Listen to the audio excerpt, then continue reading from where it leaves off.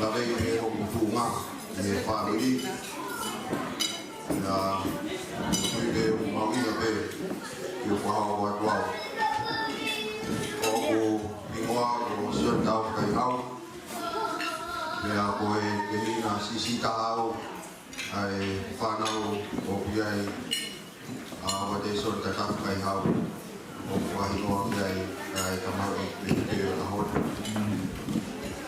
mea o lere mai pe mui mai e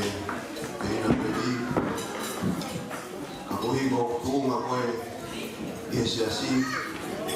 o mātua e ku koto atu ki a hori o whakakato whakaria koe o ko whai whakaria i sasua tātaa koe ko kai tonga pia koe whai whakauto koni au a sasi o kena ni i sasua tātaa o ko whai whakaria i tau koe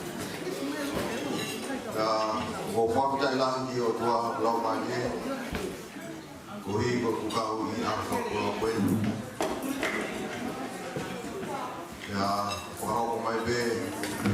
ta mā aratono ai whakakia a hoi nau whiwhia pe o whakatai ki o tua ke ulere mai ko hi o mawinga a hoi ko hi ko tau pe a tua ko whai mai tamai i koe hoko sia me tau i maa ka koe whakakoloa me tau whakata mo i tamai i koe ai tau mo whai paunga tamai hoa me whani me au sia me tau o kumai a hoi te hutui koe whakakoloa i a hoi